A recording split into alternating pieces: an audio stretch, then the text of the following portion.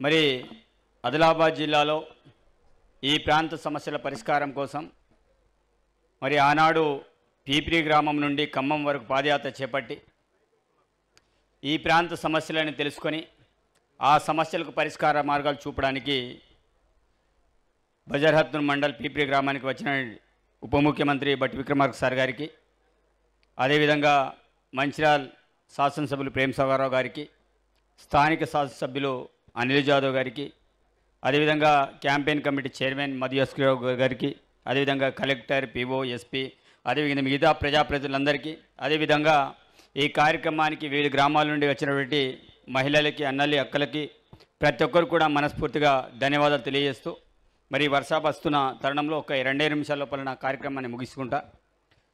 Sir, చాలా సంతోషం sir. ఆనాడు మీరు ఈ ప్రాంతం నుంచి పాదయాత్ర చేపట్టారు. అదేవిధంగా గౌరవ ముఖ్యమంత్రి పీసీ హోదాలో ఇంద్రవిలింపు కార్యక్రమాన్ని ఏర్పాటు చేశారు. ఇద్దరు కూడా ఆదిలాబాద్ జిల్లాని ఎంపిక చేయడం, మరి ఉమ్మడి ఆదిలాబాద్ జిల్లాని దత్తత గ్రామం తీసుకోవడం మీ అందరికీ ధన్యవాదాలు తెలియజేస్తున్నాం సార్. ఎందుకంటే ఉమ్మడి ఆంధ్రప్రదేశ్లోనే ఆదిలాబాద్ జిల్లా అంటే వెనుకబడిన జిల్లాని మాట్లాడుతూ పోయారు. తెలంగాణ రాష్ట్రం సాధించుకున్న తర్వాత మా ప్రాంతం, మా పాలకులు అందరికీ సమన్యాయం చేస్తారని మాకు ఒక ఆలోచన ఉంది సార్. ఆ సమన్యాయంలో భాగంగానే మీరిద్దరు కూడా మరి ఉమ్మడి ఆదిలాబాద్ జిల్లాని ఎంపిక చేసుకొని ఈ ప్రాంతంలోనే మీరు పాదయాత్ర కార్యక్రమం చేయడం, అదేవిధంగా గౌరవ ముఖ్యమంత్రి కూడా ముఖ్యమంత్రి అనంతరం మొట్టమొదటి కార్యక్రమాన్ని ఇంద్రవెల్లిలో చేపట్టడం నిజంగా మీకు ధన్యులం సార్. ఈ ప్రాంతంలో సమస్యలు చాలా ఉన్నాయి సార్. ఒకవైపు ఏజెన్సీ, ఒకవైపు ప్లేన్ ఏరియా, ఒకవైపు దట్టమైన అరణ్యాలు. ఏ ప్రాంతంలో పోయినా కొండలు, గుట్టలు, వాగులు, వంకలు, మరి అనేక సమస్యలతోటి ఈ ప్రాంతం అంతా కూడా ఇమ్మీడియట్ ప్రాబ్లం తోటి ఉంది సార్. ఎందుకంటే మీ అందరికీ తెలుసు, ఈ ప్రాంతం నుంచి మొదలుకుంటే ఖమ్మం, వరంగల్, గోదావరి పరివాహక ప్రాంతం అంతా కూడా వెనుకబాటుతనం ప్రాంతం సార్. ఈ ప్రాంతంలో అనేక సమస్యలతోటి ఉన్నారు. ఈ ప్రాంత సమస్యలకు పరిష్కారం కావాలంటే ముందుగా ఈ ప్రాంతంలో ప్రతి మారుమూల పల్లెటూళ్ళకు రోడ్డు కావాలి. అదే బోత్ కాన్స్టిట్యున్సీ కానూడుకోండి వాయిపేట్, అది సగం నాకు వస్తుంది, అదేవిధంగా బోత్కి వస్తుంది సార్.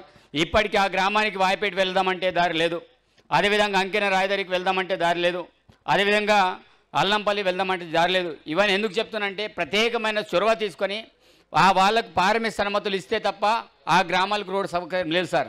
ఎందుకంటే కనీసం 108 కావచ్చు, 104 కావచ్చు, ఇలాంటి వెళ్ళినట్టు గ్రామాలు కొక్కోళ్ళు ఉన్నాయి.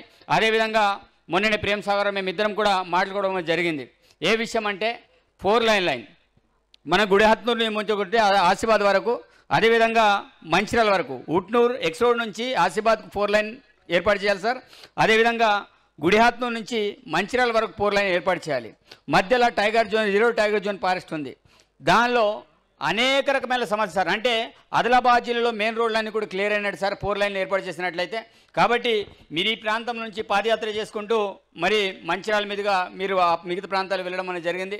మరి ఈ ప్రాంతంలో పోడు సమస్య గురించి అనిలన్న కూడా చెప్పడం అనేది జరిగింది. అది చాలా తీవ్రమైనది సార్. ఇక్కడ ఉంటే బోత్ మండలంలోని డేండ్రా ప్రాంతంలో కావచ్చు, అదేవిధంగా ప్రేమ్ సాగర్ సారయోగిలో ఆ ప్రాంతంలో కావచ్చు. అంటే ప్రస్తుత పరిస్థితులు ఏమైతుందంటే ఫారెస్ట్ సమస్య తీవ్రంగా ఉంది. కాబట్టి దానికి సంబంధించిన పట్టాలు కూడా ఆ రోజుల్లో అనేక సందర్భాల్లో సర్వేలు చేశారు, కానీ చాలామందికి పట్టాలు రాలే.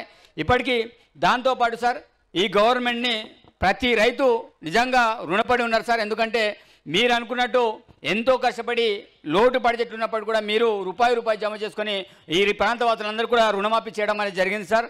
1,50,000 ఈ రైతులందరూ కూడా చాలా హర్షం వ్యక్తం చేయడం అనేది జరిగింది సార్. కానీ చిన్న లోపాలు ఉన్నాయి సార్. ఆ లోపాలు ఏంటంటే కొంత మహారాష్ట్ర బ్యాంక్ కావచ్చు, ఇండియన్ బ్యాంక్ కావచ్చు, అదేవిధంగా చిన్న లోపాల వల్ల వాళ్ళ ఆధార్ కార్డు, బ్యాంక్ ఆధారు, లేకపోతే రేషన్ కార్డు చిన్న లోపాలతోటి కొంతమందికి రుణమాఫీ కాలేకపోయింది సార్. దాని మీద అయినట్లయితే తప్పకుండా ప్రతి ఒక్క రైతుకి రుణమాఫీ కావాల్సిందే. అదేవిధంగా వచ్చిన రైతులందరూ కూడా మేము విజ్ఞప్తి చేస్తున్నాం. మేము ఆ రోజుల్లో ఇచ్చిన ఎన్నైతే హామీలు ఉన్నాయో ఆ హామీలన్నిటి కూడా 100% చేసే బాధ్యత మాది. ఎందుకంటే ఈ ప్రభుత్వం ప్రజాప్రభుత్వం, ఈ ప్రజాప్రభుత్వంలో ఏ నిర్ణయమనే మీ నిర్ణయమే మా నిర్ణయాలు. అందుకే మొన్న రైతు భరోసా కింద మరి గౌరవ బట్టి విక్రమార్క గారు మొన్న వచ్చి మీ యొక్క అభిప్రాయాన్ని తెలుసుకోవడం అనేది జరిగింది. మీ యొక్క ఆలోచన విధానమే మా యొక్క ఆలోచన విధానం చాలా స్పష్టంగా మొన్న కూడా రావడం అనేది జరిగింది. కాబట్టి సార్ ముఖ్యంగా నా ఖానాపూర్ నియోజకవర్గంలో మరి రోడ్లకు సంబంధించిన సమస్య ఉంది, అదేవిధంగా పారిశుద్ధ్య సమస్య కూడా మీకు చెప్పిన. దాంతోపాటు మీరు మొన్న నిజంగా బట్టి విక్రమార్క సార్కి నిజంగా మరి ప్రత్యేకించి ధన్యవాదాలు తెలియజేస్తున్నాను సార్. మరి ఆ రోజుల్లో పాదయాత్ర చేసినప్పుడు 10 సార్లు నేను ఎమ్మెల్యే అయిన తర్వాత 10 సార్లు మినిమం నాకు బొజ్జు మరి నేను పాదయాత్ర చేసిన. నేను చిక్మన్ ప్రాజెక్టుకు మీరు ఆ రోజుల్లో చెప్పారు, నేను చూసిన త్రివేణి సంగమం కావచ్చు, పుల్లిమడుగు ప్రాజెక్టు కావచ్చు, స్పెసిఫిక్గా 10 సార్లు బడ్జెట్ పద్దు పెట్టే క్రమంలో రాత్రి సార్ నాకు 11:30 12 గంటలకు ఫోన్ చేసి బొజ్జు మేము ఇమీడియట్లీ పంపాలి, మరి ఇమీడియట్లీ దానికి సంబంధించిన ప్రపోజల్ పంపమని మరీ పట్టుకొని పంపితే మరి రాత్రి అధికారుల్ని మరి రిపోర్ట్స్ అన్ని తెప్పించి వాట్సాప్ రూపంలో పంపిస్తే మరి దానికి సంబంధించిన ఈ యొక్క బడ్జెట్లో కూడా మరి త్రివేణి సంగమం ముత్నూరుకి 12 కోట్లు, అదేవిధంగా నర్సాపూర్ న్యూ ట్యాంకు 6 కోట్లు, లచ్చంపూర్ ట్యాంక్కి 4 కోట్లు, చిక్మన్ ప్రాజెక్టుకు 25 కోట్లు ఈ పదుల్లో పెట్టడం అనేది జరిగింది సార్. మరి మిదంగా మీకు రుణపడి ఉంటాం సార్. దాని అయితే డబ్బులు పెట్టారో దాన్ని కూడా తప్పకుండా వెంటనే రిలీజ్ చేయాలని కూడా విజ్ఞప్తి చేస్తాం సార్.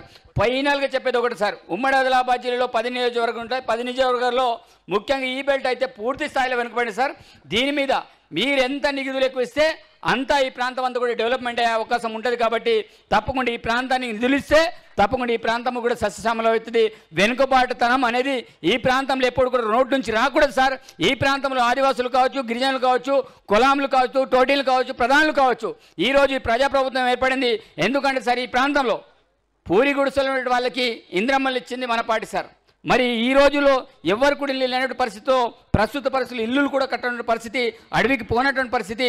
మరి అక్కడ చాలా మంది క్రాప్లు ఇచ్చేసారు, మరి అల్లలు బుట్టలు సార్ అవన్నీ కూడా కులాంలో చేసుకుంటారు సార్. కానీ ఈరోజు బుట్టల్లో అల్లలు అనడానికి నిజంగా వెదురు తీసుకోవడానికి ఆస్కారం లేదు. ఏదో దొంగతనంతో ఏదో రకంగా తీసుకొచ్చి వాళ్ళు బుట్టలు ఏ రకంగా అల్లేటి పరిస్థితి అంటే భయంతో అట్లాంటి రిస్ట్రిక్షన్ ఇచ్చినాం. కాబట్టి కొంత ఏదైనా కమ్యూనిటీ ఫారెస్ట్ సైడ్ కింద కొన్ని ఫారెస్ట్ని కొంత ఇచ్చినట్లయితే 100% మా ప్రాంతంలో వెదురుని పండించుకొని వాళ్ళు అనేక రకాల కార్యక్రమాలు చేపడానికి ఆస్కారం ఉంటుంది. కాబట్టి ముఖ్యంగా మా ప్రాంతానికి వచ్చినందుకు ముఖ్యంగా మీకు ప్రత్యేకించి ధన్యవాదాలు తెలియజేస్తూ, అదేవిధంగా బిల్లులు కూడా చిన్న బిల్లులు ఉంటే ఏమైనా క్లియర్ చేస్తూ పోండి సార్. ఎందుకంటే ఈ ప్రాంతంలో చాలా చిన్న కాంట్రాక్టులు మొన్న మన గవర్నమెంట్ వచ్చిన తర్వాత ఈజీఎస్ కావచ్చు కొన్ని మీరు పండిస్తే చాలామంది మన కార్యకర్తలు పనులు చేయడం అనేది జరిగింది. ఎందుకంటే వాళ్ళు ఎన్నో సంవత్సరాల తర్వాత మన ప్రాంతంలో చాలామంది కొత్త కాంట్రాక్టులు పనులు చేయడం జరిగింది. అట్లాంటి కూడా కొంత బిల్లులను కూడా పెండింగ్ చేసి క్లియర్ చేసినట్లయితే తప్పకుండా మన వాళ్ళు కూడా హ్యాపీగా ఫీల్ అవుతారు సార్. కాబట్టి నాకు అవకాశం ఇచ్చినందుకు మీరు ప్రత్యేకించి ఆదిలాబాద్